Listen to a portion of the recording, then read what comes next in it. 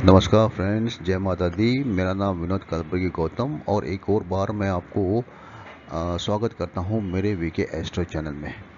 दोस्तों, आगे श्रृंखला बढ़ाते हुए हमारे जो शास्त्र का श्रृंखला है आगे बढ़ाते हुए एक और चैप्टर हम लोग आज कवर करने वाले हैं जो बताएगा वर्गों के बारे में, यानी डिवीजन कंसिडरेशन के बारे में बताएगा। और एक और चीज़ है मैं बताना चाहता हूँ। देखिए, मेरा प्रयास है कि आप तक मैं शास्त्र युक्त आप तक पहुँचा हूँ जो शास्त्र में लिखा हुआ है। मेरा मन करा था कि ये श्लोक को मैं इंक्लूड नहीं करूँ अपने वीडियोस में, लेकिन फिर मैंने सोचा कि थोड़े से डालूँ। बाद में फिर मेरा इसके लिए भी मेरा मन नहीं माना और मैंने सारे श्लोक जो है, जो ऋषि के मुख से सारे श्लोक जो निकले हुए हैं वो मैं डालूं कि आप भी सुन लो क्या कहते हैं ऋषि पराशर, और आपको सही और गलत का आप अनुमान लगा सको रिलेटेड टू एस्ट्रोलॉजी। तो ठीक है दोस्तों, आगे देखते हैं क्या कहते हैं पराशर जी।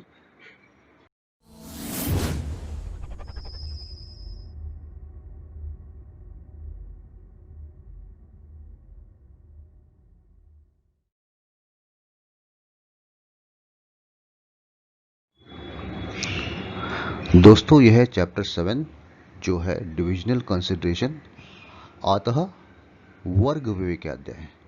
इसके पहले हमने किया था 16 डिवीजन ऑफ साइंस, जिसमें एक राशि को हमने 16 किस्म के डिविजन्स में बताया था, जो चालू होता है क्षेत्र से होरा, फिर द्रेकणा, फिर चतुर्मशास, सप्तमशास, नवमशास से लेकर षष्ठमशास तक हमने डिविजन्स देखे राशियों के होते हैं। तो अभी ये डिविजन्स के जो महत्व है, क्या है इसके महत्व, क्यों उसको डिविजन्स में हम लोग देखते हैं राशियों को, ये जरा जान लेते हैं और ये सुन लेते हैं क्या कहते हैं पराशर जी अपने शिष्य मैत्रेय को इन श्लोकों द्वारा। जरा समझ लेते हैं कि क्या इसका भावार्थ भी समझ लेते थोड़ा सा।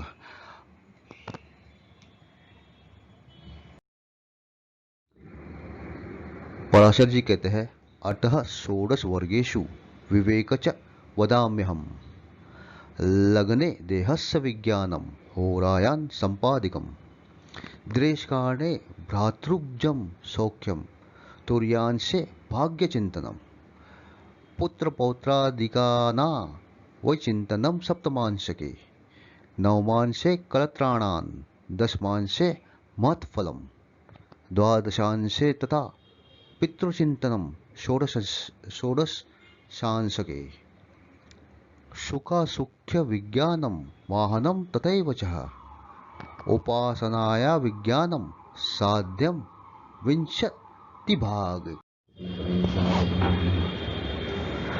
विद्याया वेदभागंशे भांशे चैव बलाबलम त्रिशांशे रिष्टफलम खदेदांशे शुभाशुभम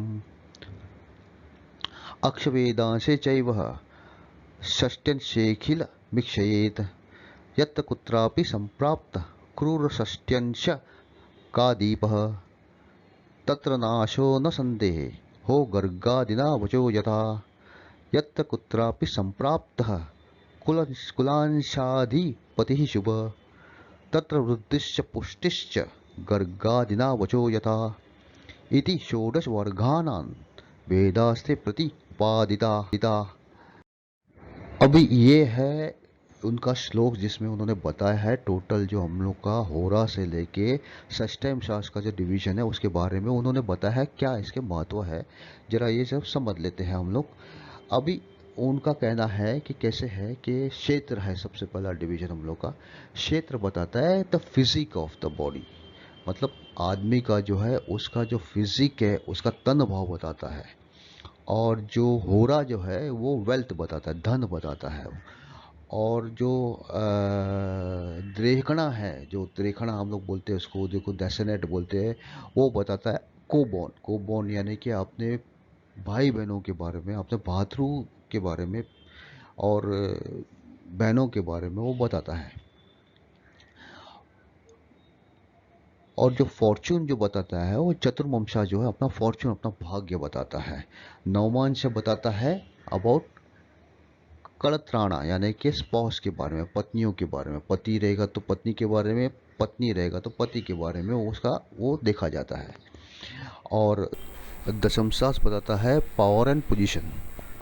प्लैनेट्स के भाव कैसे मिलते हैं उसके बारे में बताता है। और षोडश शास्त्र से वर्शिप यानी कि उसका धार्मिकता बताता है, आदमी धार्मिक होगा कैसा होगा वो बताता है, और ये सब उन्होंने बताया है। अभी हम लोग आगे के चार्ट में हम लोग देखेंगे कि ये अच्छे से समझ जाएगा हम लोग को कि क्या उसका भावार्थ होता है। तो हम लोग चार्ट द्वारा समझ लेते हैं अच्छे से। देखिए अभी ये है डिविजन्स है, राशि, होरा, द्रेखणा, चतुर्मांशा, सप्तमांशा, navamsha, दशमांशा, this all the divisions. और डिविजन्स कैसे है, और ये डिविजन्स है, ये 1 डिवीजन 2 डिवीजन ऐसे करके हम लोग के टोटल 16 डिवीजन इस टेबल में हम लोग देख रहे हैं। अभी राशि जो है वो रिफ्लेक्ट करता है किसको, अपने फिजिक को, अपने तन भाव, अपने तन को रिफ्लेक्ट करता है, अपने पर्सनैलिटी को रिफ्लेक्ट करता है, वो सब रिफ्लेक्ट करता है राशि का डिवीजन जो है फर्स्ट डिवीजन। सेकंड डिवीजन जो हो रहा है वो रिफ्लेक्ट करता है अबाउट वेल्थ, यानी कि अपना धन संपन्न के बारे में, धन भाव बताता है हमारा। और द्रेखणा जो है जो बताता है कोबोन, यानी कि अपने भाई बहनों के बारे में बताता है। चतुर्मंशास बताता है वो फॉर्च्यून्स के बारे में बताता है। सप्तमंशास जो बताता है वो चिल्ड्रंस के बारे में, यानी कि हमारे जो आगे बच्चे कितने होंगे उसके बारे में बताता है। नवम शास्त्र हमारा मैरिज लाइफ के बारे में बताता है, अपनी पत्नियों के बारे में बताता है। दशम शास्त्र जो है पावर और पोजीशंस बताता है। और द्वादशम शास्त्र जो है हमारे पेरेंट्स के बारे में होता है। षोडम शास्त्र यानी कि हमारे कन्वेंसेस यानी कि हमारे लाइवलीहुड के बारे में बताता है। विंशन शास्त्र यानी कि वर्शिप, यानी कि हमारा कैसा रहेगा स्वभाव, हम लोग धार्मिक रहेंगे, धार्मिकता के ऊपर कितना झुकाव है उसके बारे में बताता है। चतुर्विंशास यानी कि हमारी लर्निंग, यानी हम लोग का एजुकेशंस कितना होगा, हमारा पढ़ाई कितनी होगी, पढ़ाई के बारे में बताता है। वंशा यानी कि हम लोग का जो स्ट्रेंथ है वो बताता है, वीकनेस क्या है हमारे में, स्ट्रेंथ क्या है, हमारे जो गुणधर्म है उसके बारे में बताता है। त्रिशम सास यानी कि हमारे अंदर जो बैड इफेक्ट है, यानी कि जो दोष है, हमारे एविल इफेक्ट है उसके बारे में बताता है। खवे दमशास जो बताता है ऑस्पिशियस एंड इनऑस्पिशियस इफेक्ट, मतलब ये जो क्या है कारक और मारक जो योग बनते हैं उसके बारे में बताता है। आश्वेदमसा जनरल कंडीशन इंडिकेशन और सप्टाइम्स जनरल इंडिकेशंस के बारे में बताता है। ये था उनका श्लोक में हमको जो बताया था पराशर जी ने, उसका भावार्थ इस टेबल में हमने पूरा एक शॉर्ट फॉर्म में एक अच्छे से इसमें बताया हुआ है। पराशर जी कहते हैं उदयादिषु भावेषु खेटस्य भवनेषु वा वर्गविंशोपकम वीक्षम गेयम तेषां शुभाशुभम अथात संप्रवच्छामि वर्गविंशोपकम बलम यस्य विज्ञानमात्रेण विपाकम दृष्टिगोचरम ग्रहविंशोपकम वीक्षम सूर्यदिनां खचारिणाम स्वग्रहोच्चे बलम पुण्यम शून्य तत्सप्तम स्थिति। अभी इसमें उन्होंने बताया है विंशोपका यानी कि 20 point strength of a planet. अभी कोई भी प्लैनेट है उसका बल देखा जाता है इसके अंदर में, उसका ये विंशोपका बल देखा जाता है कि वो किस बल में बैठा हुआ है। अगर उसकी राशियां जो है उसके असेंडिंग राशि है, और जो बाकी जो ग्रह है जो दूसरे भाव में बैठे हैं वो सब के साथ में उसका जो है विंशोपक बल देखा जाता है। विंशोपक बल जो है वो आइडिया देता है इस जन्म के फल से आने वाले जन्मों के फल के बारे में। देखिए अभी सूर्य से जितनी भी राशियां हैं, तो अगर वो राशियां एक्सल्टेड यानी कि उच्च की होती है, या फिर वो स्वराशि में बैठती है, अपनी राशि में बैठती है, तो वो अच्छा फल देती है। और अगर कोई भी राशि अगर नीच राशि में बैठती है, देखो अपने से 7वें भाव में अगर वो राशि जाती है तो वो नीच की हो जाती है। तो अगर वो नीच की राशि में अगर बैठ गई जाके, तो फिर वो बुरा फल देती है या अच्छा फल नहीं देती, ऐसा इनका कहना है।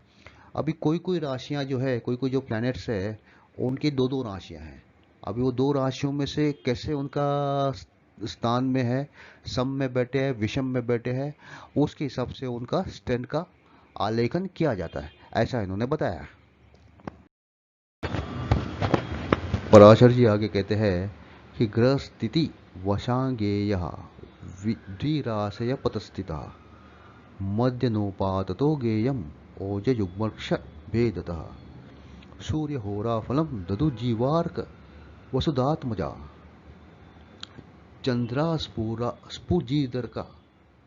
चंद्रास्पूजिदर्का पुत्राश्चंद्रा होरा फलप्रदा फलद्वयं बूधो दद्यात् समे चंद्र तदन्यके रवेः फलं सहोरादौ फलहीनं विरामके मध्यनोपातात् सर्वत्र दृष्कानेऽपि विचिन्तयेत् ग्रहवत् तूर्यभागेऽपि नवशान्दावपि स्वयं सूर्यकूजफलं दत्तेः भार्गवस्य निशापतिः तिशांशके विचिन्त्ययैवमत्रापि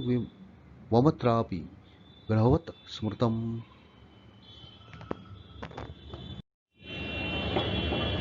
अभी ये 13 से 16 के श्लोकों में जो पराशर जी ने बताया मैत्रेय को, उन्होंने बताया है अबाउट होरा, द्रेखणा और त्रिशम सास का जो इफेक्ट है उसको हम लोग देखते हैं। कैसे देखते हैं, देखिए अभी जो जुपिटर है, सन और मंगल जो है, ये इनका अच्छा फल जो है वो सूर्य के होरा में मिलता है हमको। और जो मून, वीनस एंड सैटर्न जो है, और इनका जो अच्छा फल है ये हमको मिलता है मून के होरा में। और मरकुरी जो है, मरकुरी तो न्यूट्रल ग्रह है, वो दोनों में अच्छा फल देते हैं। सूर्य के होरा में भी अच्छा फल देते हैं और चंद्र के होरा में अच्छा फल देते हैं। हमने जैसे भी देखा है, जब भी हमने राशियाँ की थी तभी हमने देखा था कि इनका जो होरा जो हमने किया था तभी देखा था कि जो विषम राशि है, विषम राशि में वो सूर्य का होरा चलता है पहले हाफ में। फर्स्ट 15 डिग्री जो है सूर्य का होरा चलता है, और बाकी सेकंड जो 15 से 30 में जो है मून होरा चलता है, जो विषम राशि में है, जो ऑड राशि है। और सम राशि यानी कि इवन राशि में जो है वो मून का होरा फर्स्ट फेज में चलता है, यानी कि 0 से 15 डिग्री में मून होरा चलता है, और 15 से 30 डिग्री जो है वो है सन का होरा चलता है। इस प्रकार से ये होरा का हमने देखा था। सम राशि में जैसा है वो होरा में मून इफेक्टिव है, और विषम राशि में जो होरा में है वो सन इफेक्टिव है। अभी इनका जो है बल, इनका बल कैसे बताया उन्होंने कि इनका बल जो है शुरुआत में, बीच में और लास्ट में कैसे है। शुरुआत में इनका जो बल है बहुत अच्छा बल रहता है, फुल स्ट्रेंथ मिलता है शुरू में, और बीच के स्तर के ऊपर इनका जो है मीडियम स्ट्रेंथ मिलता है, और जो आखिर के स्तर में जो है, आखिर की जो होरा पीरियड है उसमें जो है उनका जो है वीक फल मिलता है, एकदम नील फल या वीक फल मिलता है, ऐसा उन्होंने बताया है। अभी त्रिशम शास्त्र में इन्होंने कहा है, त्रिशम शास्त्र में जब हम देखते हैं तो इन्होंने कहा है कि सन का जो है, सन का जो फल है वो मार्स को ज़्यादा मिलता है। मतलब त्रिशम शास्त्र अगर आप देखोगे तो सन जो हो रहा है, सन का हो रहा जो है उसमें मार्स एकदम प्रबल होते हैं, मार्स का बल एकदम अच्छा रहता है। और अगर मून का हो रहा है त्रिशम शास्त्र में, मून के हो रहा में वीनस जो है, वीनस का बल बहुत ज़्यादा रहता है, ऐसा उन्होंने बताया है। लग्न होराद्रकाणांक भाग्य सूर्य का इति त्रिशान शकश्च षड्वर्गा अत्र विंशोपका क्रमात् रसनेत्राब्दि पंचाशपि भूमय सप्तवर्ग के सप्तमांशके तत्र विश्वका पंचलोचनम त्रयं सार्ध्यं द्वयं सार्ध्यवेदा दो रात्रिनायका स्थूलं फलं च संस्थाप्य तत्सूक्ष्मं च ततस्ततः। अभी विंशोपका स्ट्रेंथ अभी कैसे है इसके अंदर में, देखिए दो वर्ग है, एक तो है षड वर्ग है जो 6 डिविजन्स होता है, और एक होता है सप्त वर्ग यानी कि 7 डिविजन्स। अब षड वर्ग जो है जो कंसिस्ट क्या करते हैं, क्या मिलते हैं षड वर्ग में हमको मिलते हैं राशि, होरा, ड्रेकणा, नवमशा, द्वादशमशा और त्रिशमशास। ये सारे जो है ये किसके भाग है, ये षड वर्ग के भाग है, 6 डिविजन्स ऑफ षड वर्ग। अभी इसके फुल स्ट्रेंथ हम लोग को मिलते हैं, फुल स्ट्रेंथ क्या मिलते हैं हम लोग को डिविजन्स में। अभी राशि के लिए 6 दिया है, होरा के लिए 2 दिया है, डेस्टिनेट के लिए 4 दिया है, नवम शास के लिए 5 दिया है, द्वादशंश के लिए 2 दिया है, और त्रिशम शास के लिए 1 दिया है। इस प्रकार से इनके डिविजन्स के स्ट्रेंथ हमको बताया है पराशर जी ने। अभी विंशोप का स्ट्रेंथ अभी सप्तवर्गा का अगर निकालना है तो वो षड वर्गा में एक सप्तम सप्तम शास को मिलाना चाहिए हमको, तो वो बनता है सप्तवर्गा।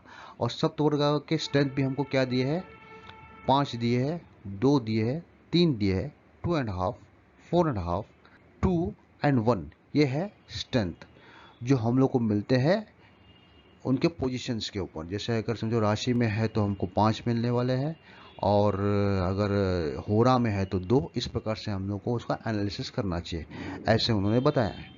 10 वर्गान दिगंशाढ़ कलांशा षष्ठी भाग का त्रयम क्षेत्रस्य विज्ञेया पंचषष्टस्य च।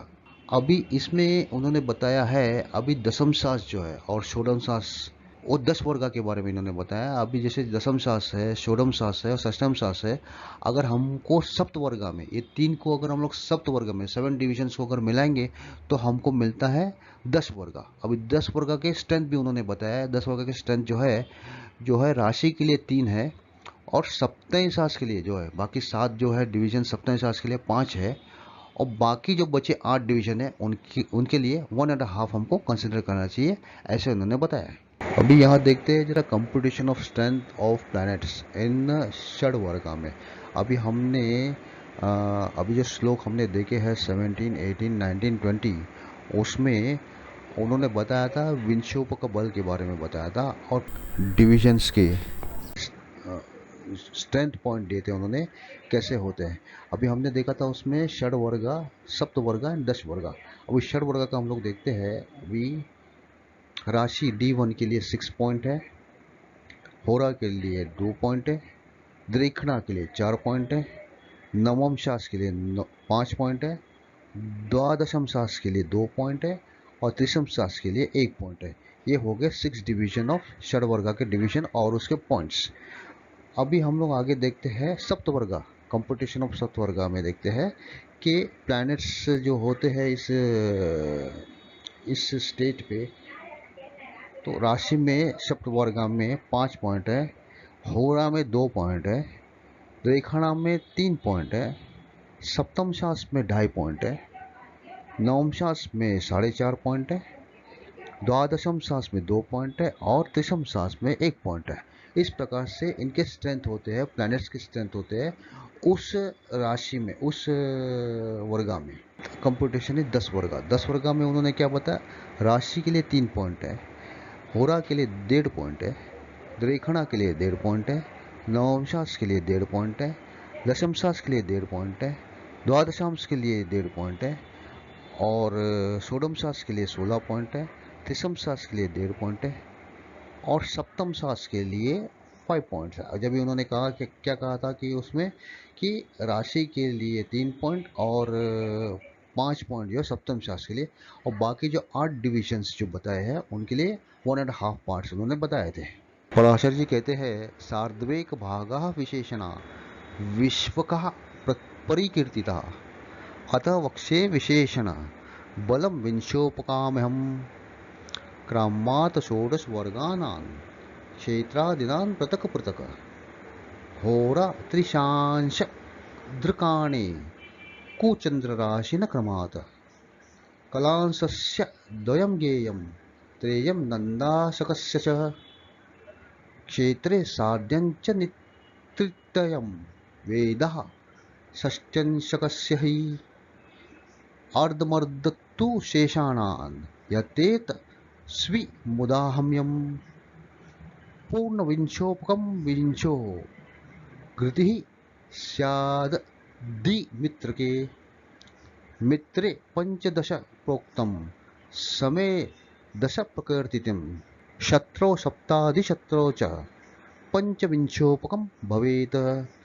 अभी इसमें है बताया है षोडश वर्ग के बारे में। अभी देखिए इसमें जो षोडम शास है वो अलग है, और षोडश वर्ग है वो अलग है। षोडम शास जो है वो राशि के 16 डिविजन है, और षोडश वर्ग है यानी कि इस वर्ग में 16 डिविजन्स इंक्लूड है, ऐसे इनका आलेखन होता है। और अभी विंशोप का स्ट्रेंथ अगर हम लोग देखते हैं षोडश वर्ग का, तो इसके अंदर में वो डिविजन्स को स्ट्रेंथ मिला हुआ है उस प्लैनेट के लिए। अभी कैसे उन्होंने बताया है कि यहाँ पर जो है इन समावेश जो है टोटल 16 डिविजन्स के समावेश है इस षोडश वर्ग में। अभी होरा को दिए उन्होंने, अभी देखिए होरा को 1 है स्ट्रेंथ, थ्रिशम सास को 1 है, डेसेनेट को 1 है, शोडम सास को 2 है, नवम सास को 3 है, राशि को 3.5 है, सट्टन सास को 4 है। और बाकी जो सारे जो है डिविजन्स बचते हैं उनको हाफ पॉइंट मतलब आधा आधा जो है स्ट्रेंथ बताया है। अभी विंशोपा स्ट्रेंथ है ना जो है वो हाईएस्ट स्ट्रेंथ जो है विंशोपका का 20th स्ट्रेंथ है। ये प्लैनेट को मिलता है जब वो उच्च के होते हैं।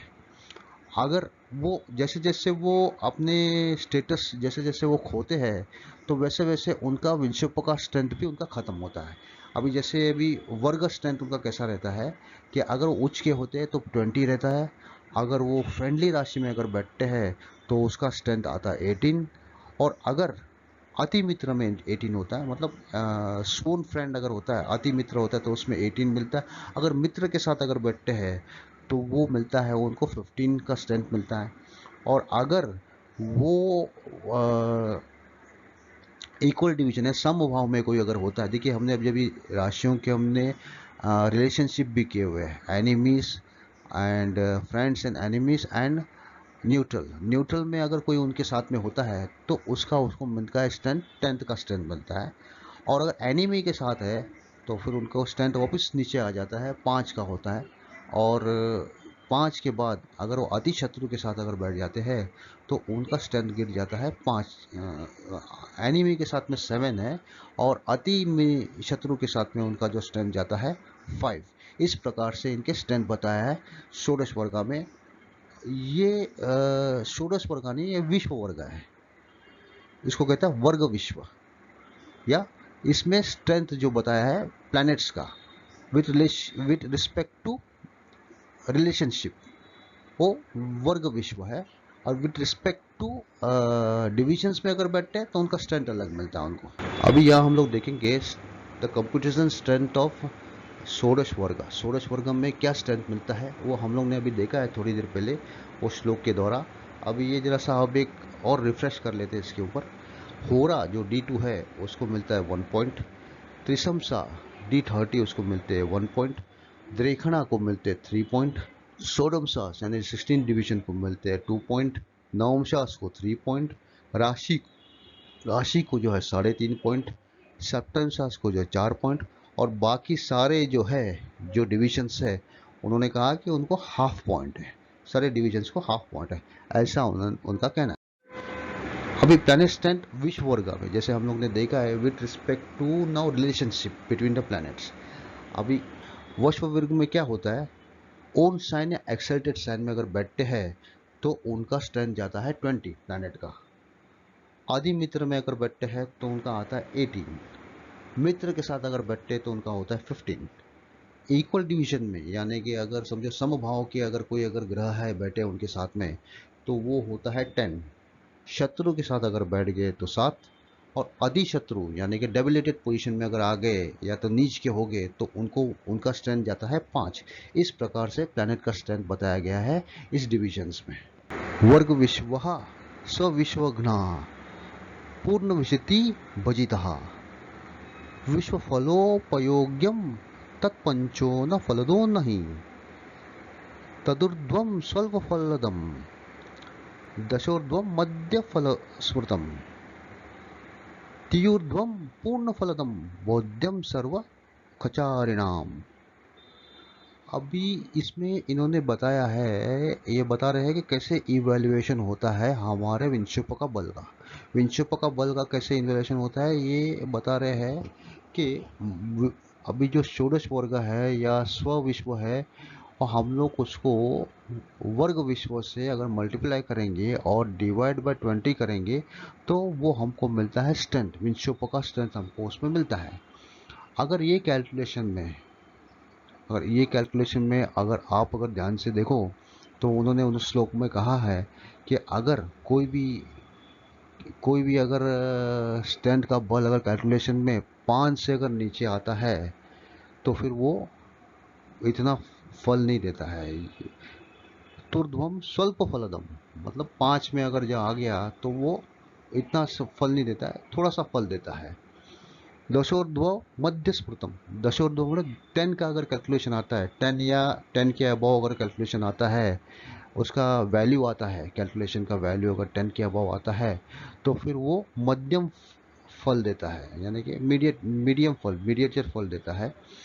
और अगर वो 15 के अगर ऊपर जाता है तो वो तियूर्ध्वम पूर्ण फलदम, यानी कि वो बहुत पूर्ण फल देता है, फुल इफेक्ट देता है। ऐसा उन्होंने इस कैलकुलेशन में बताया। ये विंशुप का स्ट्रेंथ कैसे है कि स्वविश्व और वर्ग विश्व। स्वविश्व जो है हम लोग को जो मिलता है, किससे हम लोग को मिलता है, डिवीजन की स्ट्रेंथ, डिवीजन में जो स्ट्रेंथ बताया हम लोग ने उसमें से मिलता है हमको स्ववर्ग। और विश्व वर्ग जो है रिलेशन बिटवीन द प्लैनेट्स में, relation between the planets into the division का स्ट्रेंथ अगर हम लोग मल्टीप्लाई करते हैं एंड डिवाइडेड बाय अगर 20 करते हैं तो we get the value of विंशोप का बल। विंशोप का बल कैसे हम लोग निकाल सकते हैं, अभी मैं आगे आपको समझाने वाला हूँ, जरा आप उसको ध्यान से देख लीजिएगा। देखिए अभी एक कंसिडर करते हैं, अगर हम लोग को किसी का भी विंशोप का स्ट्रेंथ अगर निकालने का है तो यहाँ पर हम लोग ने एक एसेंडेंट लिया हुआ है ऑफ लॉर्ड वीनस, और वो वीनस का पोजीशन है 9s 4 degree 32 minutes and 33 seconds. ये इसका अभी पोजीशन है। अभी हम लोग को इसका विंशोप का स्ट्रेंथ निकालने का है तो हम लोग क्या देखेंगे, डिविजन्स, ऑक्यूपेंट्स देखेंगे, उसके कौन ऑक्यूपेंट्स है, लॉर्ड्स कौन है वो देखेंगे, और रिलेशन क्या बनता है उनका वो देखेंगे। और हम लोग डालेंगे स्व विश्व डालेंगे, वर्ग विश्व डालेंगे, और इसका विंशोप का बल हम लोग डालेंगे, विंशोप का स्ट्रेंथ हम लोग उसमें डालेंगे क्या बन रहा है। तो अभी कैसे हो रहा है, अभी हम लोग राशि में क्या करते हैं, राशि में, होरा में, रेखना में, नवम शास में, द्वादशम शास में और त्रिशम शास में अगर हम लोग देखेंगे तो कैप्रिकॉन में अगर है, कैंसर में आता है, कैप्रिकॉन में आता है, एक्वेरियस में आता है, एक्वेरियस में आता है और टॉरस में आता है। ये पोजीशंस है ये वीनस असेंडेंट का। तो अभी लॉर्ड्स कौन है इसके, सैटर्न लॉर्ड है, मून लॉर्ड है, सैटर्न लॉर्ड है, अगेन अगेन सैटर्न कैप्रिकन के लॉर्ड है, अगेन सैटर्न है एक्वेरियस के लॉर्ड, और टॉरस के वीनस है। अभी इस स्टेज में अगर आप देखो तो सैटर्न अभी रिलेशंस क्या बन रहा है इनका, अति मित्र बन रहा है, बिकॉज ये दोनों अति मित्र है। तो इसके अभी cancer and moon, cancer in moon वो बनता है अति शत्रु इसके साथ में रिलेशन, और यहाँ कैप्रिकॉन में उसका बनता है अति मित्र बनता है, अधिमित्र, अधिमित्र। और यहाँ पर ये टॉरस में अगर है तो ओन राशि में अगर वो बैठा है तो अभी इसके जो हम लोग को फल मिला है षडवर्गा फल, षडवर्गा फल में हम लोग को क्या मिलता है, राशि का 6 है पॉइंट स्ट्रेंथ, फिर होरा का 2 है, द्रेखना का 4 है, नवमशास का 5 है, द्वादशम शास का 2 है और त्रिशम शास का 1 है। ऐसा इनका स्ट्रेंथ है। और अगर हम लोग देखते हैं रिलेशनशिप बिटवीन वर्गा में, विश्व वर्गा में अगर देखते हैं तो उसका विश्व वर्गा बनता है 18 पॉइंट, बिकॉज ये मित्र अति मित्र के साथ में बैठा है, और अति शत्रु के साथ में बैठा है तो 5 पॉइंट पे है, और वापस अति मित्र के साथ में बैठा 18, अगेन 18, अगेन 18, और इसमें 20, बिकॉज ये एक्सेल्टेड साइन में बैठा है इस वहाँ पर, यहाँ पर। तो अगर हम लोग ये अगर इसका विंशोप का स्ट्रेंथ अगर निकालते, विंशोप का बल अगर निकालते हैं तो फर्स्ट का आता है 5.4, सेकंड का आता है 5.5, थर्ड का आता है, रेखना का आता है 3.6, आगे 4.6, 1.8 एंड 1। अगर आप देखो कैलकुलेटर से अगर आप कैलकुलेट करें तो 6 इंटू 18 डिवाइडेड बाई 20 करो तो उसका वैल्यू हमको मिलता है 5.4। 2 इंटू 5 डिवाइडेड बाई 20 अगर करेंगे तो उसका वैल्यू मिलता है हमको 0.5, और 4 और 18 डिवाइडेड बाई 20 अगर करेंगे, 4 मल्टीप्लाई 18 डिवाइडेड बाई अगर 20 करते हैं तो हमको इसका वैल्यू मिलता है 3.6। इसी प्रकार से हमने आगे कैलकुलेट किया हुआ है। तो इसका अगर हम लोग टोटल करते हैं तो हम लोग को वैल्यू मिलता है 16.8। तो इसका मतलब ये है कि वीनस का विंशुप का बल है हमको 16.8 मिल गया है। तो ये वाला हमको अच्छा फल देने वाला ग्रह बना हुआ है, ऐसा इसका कहना है। देखिए अभी एक बार चार्ट है, ये बनता है हम लोग का एक सॉफ्टवेयर है, कुंडली बनाने का सॉफ्टवेयर है जगन्नाथ होरा। इसके बारे में मैं आपको आगे बताऊंगा ये कैसे है। ये मिलता है, डाउनलोड कर सकते हैं इसको। और जगन्नाथ होरा के अंदर में ये ऐसे चार्ट के साथ में इसका कैलकुलेटेड वर्जन हमको मिलता है जगन्नाथ होरा में। तो यहाँ पर अगर आप देखो तो विंशोपा का बल का अगर हम लोग ने देखा है तो यहाँ पर उसका चार्ट, बार चार्ट उसने दिया है पूरा, एकदम उसका स्टैटिस्टिक्स दिया हुआ है कि कैसे विंशोपा का बल मिला है उस कुंडली में। तो अभी सन का वैल्यू उन्होंने 5.9.9, मून इज 9। अब इसमें आप देखो, ये जो इसमें अगर आप देखो तो ये जो है मास, मास का पोजीशन आप देखो, इसको मिले सबसे ज़्यादा पॉइंट, यानी कि सबसे बली है, सबसे स्ट्रेंथ मास का बहुत अच्छा है इस कुंडली के अंदर में। और ये हम लोग को दे रहा है विंचोपा का बल, उसका 18 का बल दे रहा है। तो इसका मतलब ये है कि अच्छा फल देने वाला मास इसमें है। बाकी सब जो है वो 10 के नीचे जो भी है वो देंगे मध्यम से नीचे, और जो 10 के जो ऊपर है वो देंगे हमको मध्यम फल देंगे। बिटवीन 10 एंड 15 हम लोग को मीडियम फल देते हैं, बिटवीन 15 टू 20 हम लोग को उच्च रिजल्ट देंगे, अच्छा रिजल्ट देंगे। ऐसा पराशर जी ने बताया है। फ्रेंड्स, ये इसके पहले मैंने आपको अलग अलग स्लाइड में मैंने बताया था कि कैसे षड्वर्ग डिविजन्स, कैसे सप्तवर्ग डिविजन्स है। अभी एक ही चार्ट में अभी हम लोग देख लेते हैं। देखिए अभी आप यहाँ पर आप देखोगे ध्यान से तो ये लेफ्ट साइड में जो है, लेफ्ट साइड में ये टोटल हमारे डिविजन्स हैं। देखिए टोटल 16 डिविजन्स हैं हमारे। राशि, होरा, द्रेगणा, चतुर्मंसा, सप्तमसास, नवम सास, दशम सास, ये सारे डिविजन्स हैं हमारा। अभी एक ही चार्ट में हम लोग देख लेते हैं कि कैसे इनका स्ट्रेंथ दिया हुआ है एज पर वर्गास। सप्तवर्गा में 6 पॉइंट, सप्तवर्गा में 5 पॉइंट, 10 वर्गा में 3 पॉइंट और षोडश वर्गा में 3.5 पॉइंट। इसी प्रकार से हम लोग ने ये देखा हुआ है। ये अभी बस अब एक फास्ट रिव्यू देख लेते हैं। ये है षडवर्गा डिविजन्स ऑफ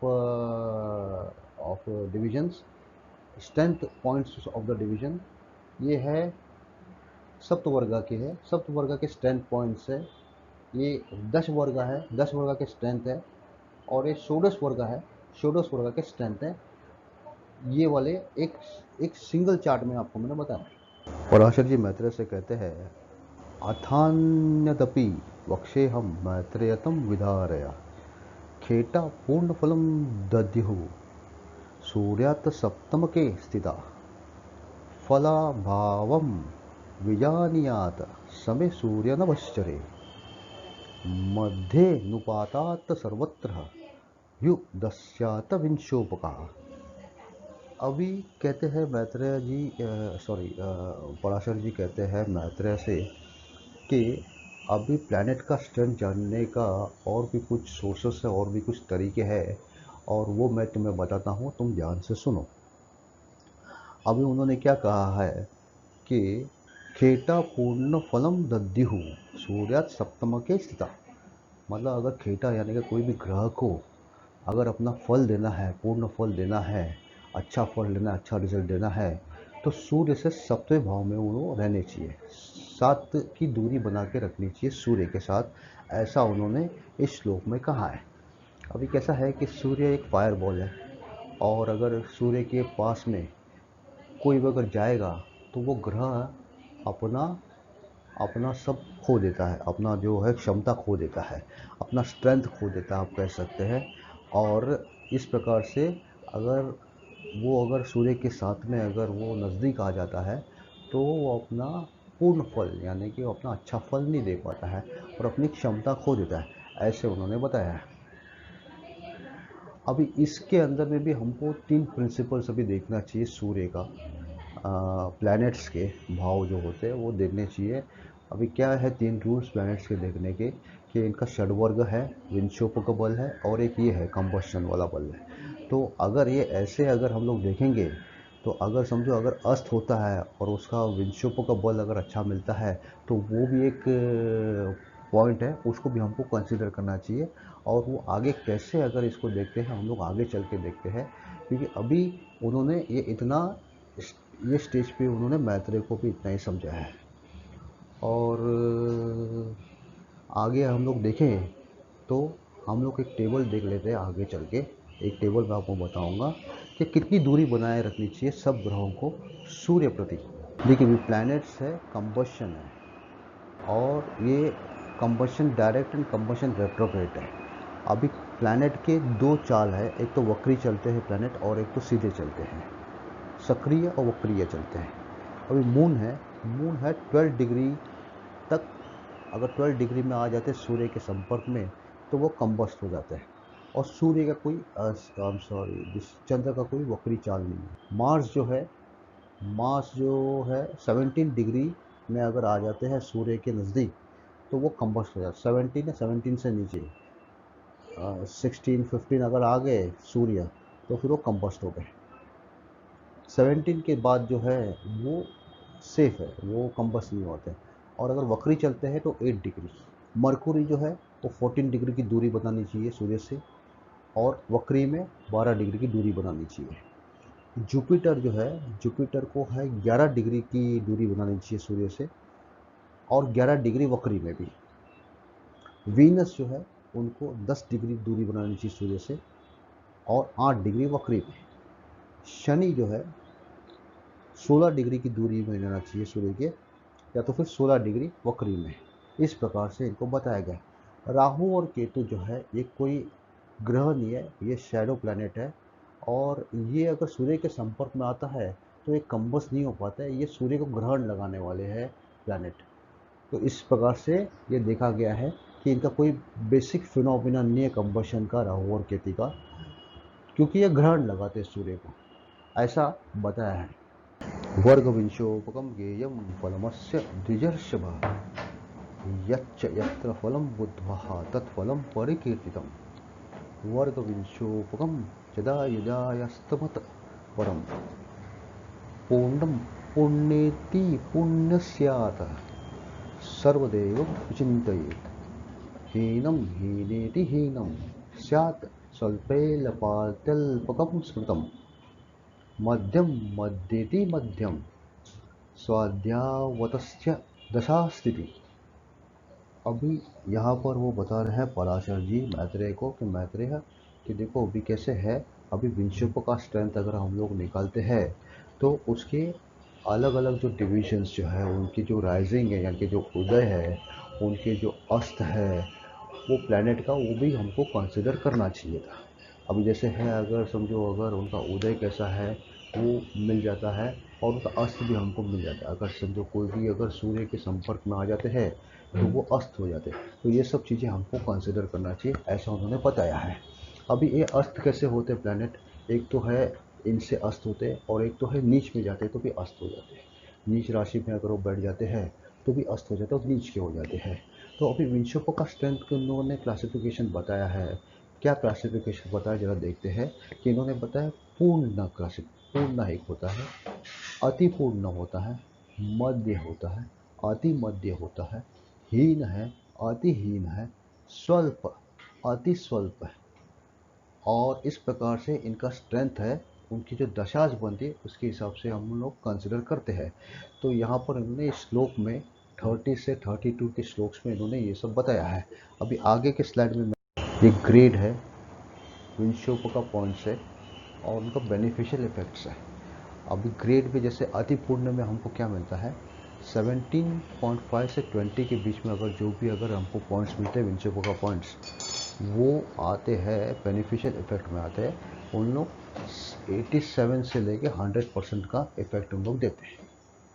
पूर्ण में है वो 15 से 17.5 और पॉइंट्स है, वो 75 से 87.5% रिजल्ट देते, बेनिफिशियल रिजल्ट देते हैं।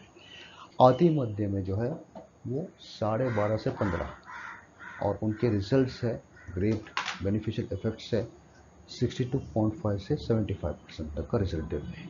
मध्यम में जो है वो 10 से 12.5 का उनका उनका पॉइंट्स है, और इसमें 50 से 62.5 का परसेंट का रिजल्ट देते हैं। स्वल्प में है वो 7.5 से 10 है, और 50% के अंदर ही वो रिजल्ट देते हैं। और अति स्वल्प में जो है वो 5 से 7.5 है, जिसमें 25% से लेके ये 37.5% का रिजल्ट देते हैं। हीन में तो ये तो 2.5 से लेके 5, जो फेलियर है यानी कि 25% से नीचे का रिजल्ट वो देते हैं, ऐसा बताया है पराशर जी ने। अतिहीन में अभी है 0%। ये तो कुछ भी नहीं, 12.5 से नीचे का वो रिजल्ट देते हैं। तो इस प्रकार से जो परसेंटेज कंपेयर टू द विषम का पॉइंट, विमशो पका पॉइंट्स के हिसाब से आपको मिलता है। पराशर जी आगे कहते हैं, अथान्यदपि वक्ष्यामि मैत्रेय शृणुष्वत लग्न तूर्यास्तप्यतान् केंद्र संज्ञा विशेषतः द्विपंचरघ्नन् लाभानां ज्ञेयं पणफरा बीदकम् त्रिषष्टभाग्यारिष्माना मापो क्लीमभीति द्विज लग्नात् पञ्चभागस्य कोणसंज्ञा विधिः षष्टास्त्यव्यवभावनान् तु संज्ञा स्त्रिकसंज्ञका चतुस्त्रं तूर्यरन्ध्रं कतन्यात द्विजोत्तमम् स्वस्तादुपचयक्षराणि त्रिषाढ्याम्बराणि ही। एंगल्स, अभी ये एंगल्स है, ट्रायंस है, और ये है जो कुंडली में जो चार्ट में जो भाव है उसके बारे में इन्होंने बताया है। और वो बोल रहे हैं कि केंद्र यानी एंगल्स जो है वो है एसेंडेंट भाव में है, केंद्र में बैठे हैं, 4th हाउस है, और डिसेंडेंट जो 7वां भाव है, और मिड हेवन जो 10वां भाव है, ये है केंद्र के वाट है। और second, 5th, 8th and 11th are प्राणफरा, उनको प्राणफरा कहते हैं। और जो 3rd, 6th, 9th and 12th जो है वो अपोक्लिमा है, अपोक्लिमा या कैडेंट्स है। The 5th, 9th and ascendant are known as kona, 5th and 9th कोना का भाग है। और इविल हाउस है जो त्रिक का हाउस है, 6, 12, 6, 8, 12 जो है वो त्रिक भाव है। और चतुर्सास जो है वो 4th, 8th है, वो चतुर्सास है। और 3rd, 6th, 10th and 11th जो है उपचया है। ऐसे वो भावों का नाम है जो 12 भाव बैठे। चलिए आगे हम लोग चार्ट द्वारा समझ लेते क्या कहना चाहते थे पराशर जी। ये देखिए, ये चार्ट में केंद्र भाव बनाते हैं, कौन से है, 1, 4, 7 और 10, ये केंद्र भाव है, जिसको एंगल भी कहते हैं, इसको केंद्र भी कहते हैं। और जो पहला है वो असेंडेंट है, 7वां डिसेंडेंट है, और 10वां जो है मिड हेवन जिसको कहते हैं, ये भाव है। और दूसरा जो प्राण पणाफरास है, पणाफरास कौन से जो है, वो केंद्र के जो बाहर जो है वो पणाफरास है, कौन से, 2, 5, 8 और 11। अगर आप देखो ये ऑल्टरनेट है, 2 के बाद में 5 आते हैं, 5 के बाद में 8 आते हैं, 8 के बाद में ऑल्टरनेट है। तो ये वाले जो घर सब ऑल्टरनेटली उन लोगों ने बैठे। अगर आप ध्यान से देखो तो ये जो पार्ट है ये केंद्र हो गया, ये पणाफरा हो गया। पणाफरा कैसे हो गया, ये वाले सब जो छूट गए बीच वाले हैं, और जो ये ये वाला भाव, ये भाव, ये भाव और ये भाव बनते हैं पणाफरा। अभी आगे देखते हैं अपोक्लिमा। अपोक्लिमा अभी कैसे बने हैं, वो उसके आगे वाले जो भाव है, जैसे अभी हम लोग को दो वाला जो था वो पणाफरा था। अभी 3 जो है, 3, 6, 9, 12, ये 3 के जो पाड़े हैं ये बन गए अपोक्लिमा।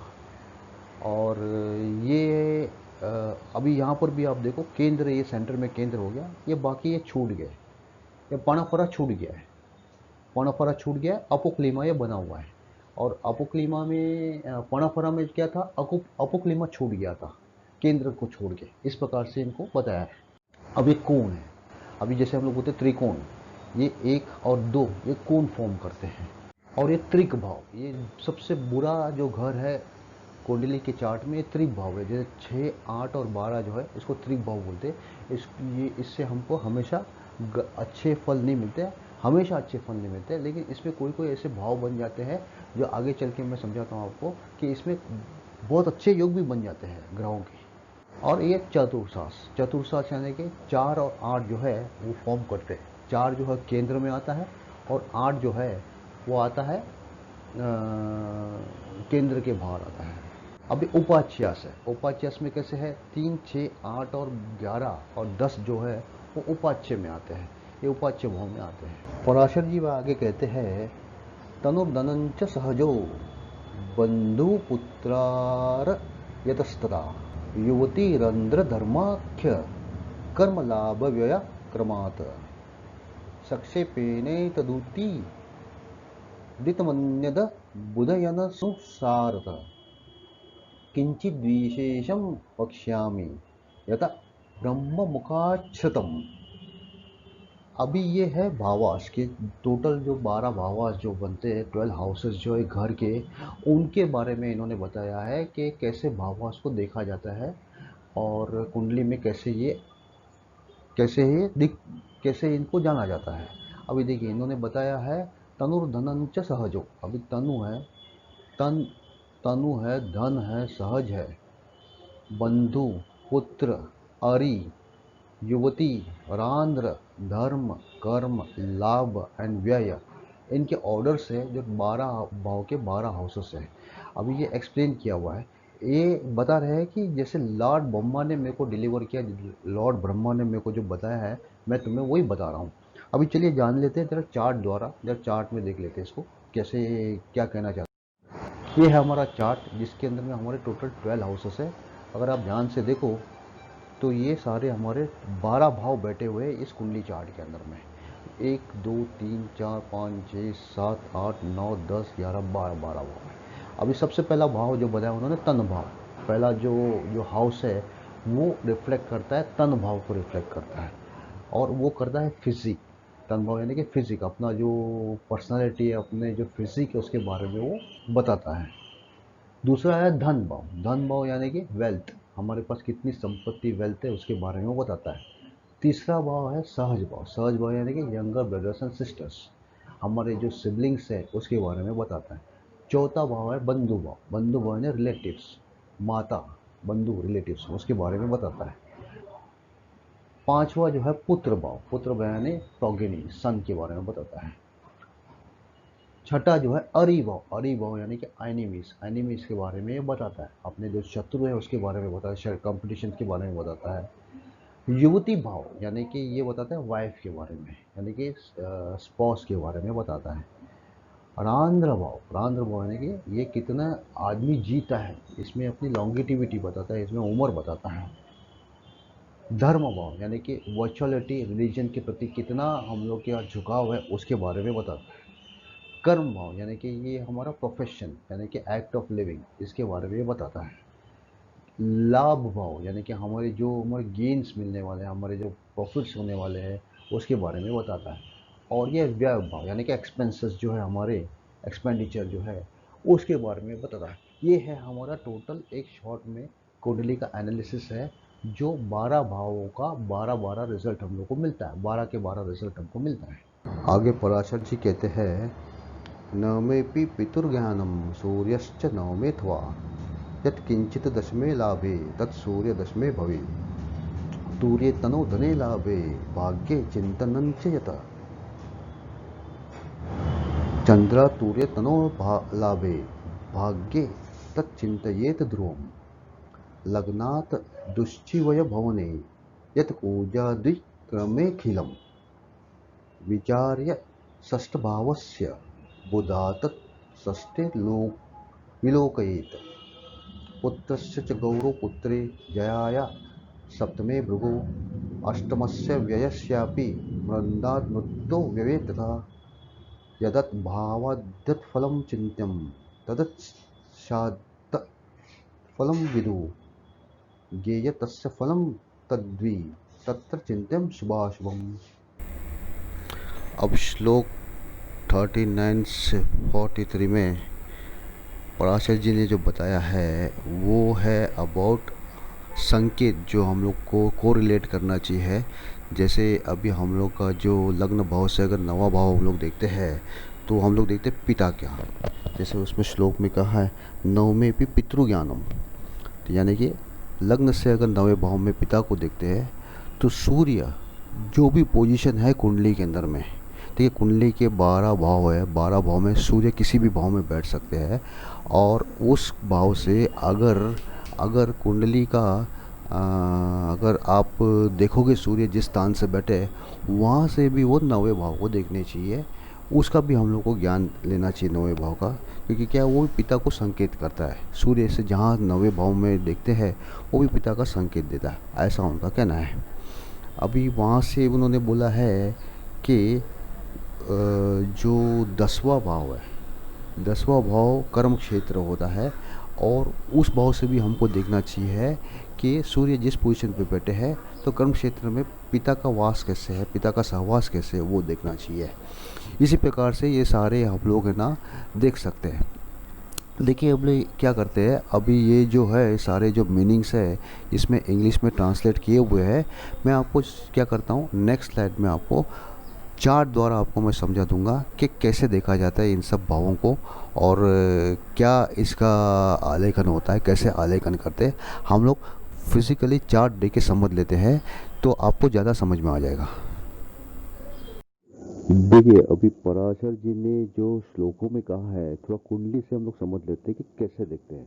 देखिए अभी उन्होंने कहा है कि जो असेंडेंट है, जो पहला भाव है घर का, वो असेंडेंट होता है, और उससे 9वें भाव में वो देखते हैं हम लोग पिता का भाव देखते हैं, पिता का सुख देखते हैं। पिता का सुख कैसे होगा, पिता से बनेगी नहीं बनेगी, वो सब हम लोग देखते हैं एसेंडेंट से 9वें भाव में। तो पराशर जी ने कहा है कि ये तो देखना ही है, लेकिन साथ में अगर सूर्य जो है कुंडली में किसी भी भाव में बैठे हो, कोई भी भाव में बैठे हो, समझो अभी सूर्य अभी ये 7वें भाव में बैठे हैं, तो पराशर जी का कहना है कि इससे भी हम लोग को 9वें भाव को देखना चाहिए, जो हम लोग को मिलता है पिता का संकेत। इस प्रकार से उन्होंने बोला है कि कुंडली को एनालिसिस करना चाहिए। देखिए पराशर जी ने आगे भी कहा है कि अगर एसेंडेंट से हम लोग क्या देखते हैं, 10वां भाव देखते हैं और 11वां भाव देखते हैं। तो 10वां भाव जो है वो हमारा लाइवलीहुड है, हमारा प्रोफेशन है, और 11वां भाव जो है वो हमारा गेन है, यानी कि वो फल है, हमारा प्रॉफिट एंड गेन्स है हमारा। तो अभी पराशर जी ने कहा है कि इसी के साथ देखिए अभी ये 10वां भाव जो है ना और 11वां भाव दोनों शनि प्रधान है, सैटर्न से रिलेटेड है। अभी हम लोग ने जाना ही है कि कर्म फल दाता जो है वो सैटर्न ही है, कर्म करो और उसका गेन ले लो, आपका फल ले लो। तो पराशर जी ने कहा है कि सूर्य अगर कुंडली में कहीं भी बैठे हैं, किसी भी भाव में बैठे, समझो अभी ये सूर्य जो बैठे हैं 6वें भाव में बैठे हैं, तो यहाँ से भी हमको जो है वो 10वां भाव, और यहाँ से हमको 11वां भाव जो हमको देखना चाहिए इसके रिलेटेड। अभी देखिए एज पर श्लोक 40 उन्होंने बताया है चंद्र से रिलेटेड। देखिए एसेंडेंट से हम लोग देखते हैं 4th हाउस जो रिलेटिव को देखते हैं, मदर को देखते हैं, भूमि को देखते हैं, और सेकंड जो हाउस है वेल्थ होता है, और 11th हाउस जो है गेन का होता है। अभी उन्होंने कहा है कि अगर चंद्र कुंडली में कहीं भी हो, किसी भी भाव में बैठे हो, तो वो चंद्र से 4था भाव हमको देखना चाहिए। और चंद्र जो राशि है, चंद्र राशि जो कर्क राशि जहाँ आती है कुंडली के अंदर में, उसका भी 4था भाव हमको देखना चाहिए। अभी देखिए चंद्र इसके अंदर में है 7वें भाव में, 7वें से जो 4था भाव बनता है 10वां जो देखता है कर्म को। और चंद्र की जो राशि समझो अगर ये अगर आ रही है 8वें भाव में, तो 8वें से 4था भाव जो आता है वो 11वां भाव जो देखता है गेन को, तो भाव है वो हमको देखना चाहिए। और साथ ही में उन्होंने ये भी कहा है कि चंद्र से दूसरा भाव भी देखना चाहिए हमको, उसका 11वां भाव भी देखना चाहिए और 9वां भाव भी देखना चाहिए, ऐसा उन्होंने उस श्लोक 40 में कहा है। अभी देखिए उन्होंने आगे श्लोक 41 में कहा है मंगल और बुध को लेके। अभी हम लोग इसमें मंगल का देखते हैं और अगले स्लाइड में हम लोग बुध का। देखिए अभी उन्होंने कहा एसेंडेंट से हम लोग तीसरा भाव देखते हैं, किसको देखते हैं, हम लोग कोबॉर्न को देखते हैं, हमारे भाई बहनों को देखते हैं, हमारे ट्रैवलिंग को देखते हैं। तो उन्होंने कहा है अगर मंगल जो है, मंगल ग्रह कुंडली में किसी भी भाव में अगर बैठे, कहीं भी बैठे, समझिए अगर मंगल 10वें भाव में बैठे हैं, तो इससे भी हमको ना उसका तीसरा भाव हमको देखना चाहिए। उसका कहने का तात्पर्य वो था।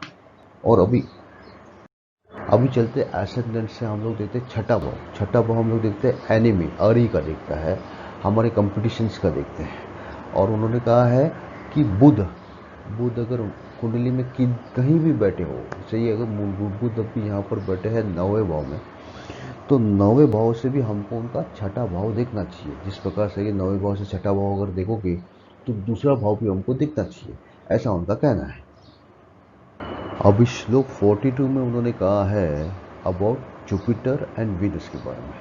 अभी उन्होंने क्या कहा है जुपिटर के बारे में कि जैसे हम लोग एसेंडेंट से पांचवा भाव जो देखते हैं ऑफस्प्रिंग, यानी कि हम लोग बच्चों के लिए देखते हैं, हमारे पढ़ाई के लिए देखते हैं, तो उन्होंने कहा है कि जुपिटर अगर कुंडली में किसी भी भाव में बैठे हैं, कहीं भी भाव में बैठे हैं, समझिए अगर ये 10वें भाव में जुपिटर बैठे हैं, तो इसका पांचवा भाव भी हमको देखना चाहिए उसके रिलेटेड। और ये उन्होंने बताया है वीनस के बारे में। ठीक है, एसेंडेंट से हम लोग देखते हैं सातवां भाव जो देखते हैं वो स्पाउस का देखते हैं, कलत्राणा, यानी कि पार्टनरशिप का देखते हैं, हम लोग की वाइफ का देखते हैं। तो उन्होंने कहा है वीनस जो है, वीनस अगर कुंडली में किसी भी भाव में अगर बैठते हैं, ये सातवें भाव में अगर बैठे, तो उनको अपना सातवां भाव भी देखना चाहिए, अपने एसेंडेंट को देखना चाहिए। अभी आखिरी श्लोक 43 में उन्होंने कहा है शनि के बारे में। शनि के बारे में उन्होंने क्या कहा है, जैसे एसेंडेंट से हम लोग 8वां और 12वां भाव देखते हैं, किसके लिए? 8वां जो देखते हैं लॉन्गेविटी के लिए देखते हैं, हम लोग आयुष्य के लिए देखते हैं, और 12वां भाव जो है व्यय यानी एक्सपेंस के लिए हम लोग देखते हैं। तो उन्होंने शनि अगर कुंडली में किसी भी भाव में अगर बैठे हैं, तो उससे भी हमको क्या करना चाहिए, हमसे 8वां भाव और 12वां भाव का संकेत लेना चाहिए, ऐसा उनका कहना है। Friends, thank you for watching this video. आपको ये वीडियो कैसा लगा प्लीज़ कमेंट कीजिएगा। अगर अच्छा लगे तो लाइक कीजिएगा एंड सब्सक्राइब कीजिएगा। फ्रेंड्स, आपके जो लाइक एंड सब्सक्राइब से मुझे मोटिवेट करेंगे और मेरे वीडियोस ज़्यादा से ज़्यादा लोग तक पहुंचाने में मेरी हेल्प करेंगे। और साथ ही बेल नोटिफिकेशन आइकॉन अगर आप दबाओगे तो मेरे वीडियोस आप तक तुरंत पहुंच जाएंगे। और फ्रेंड्स, अभी मैं आपसे विदा लेता हूं, और हमारा जो नेक्स्ट एपिसोड है अबाउट इविल एट बर्थ, यानी कि अरिष्ट जो होता है कुंडली में, जो घात होता है बर्थ के समय, वो उसके बारे में है। तो वो आप तक पहुंचाऊंगा, जल्द से जल्द आप तक पहुंचाऊंगा। और तब तक के लिए जय माता दी।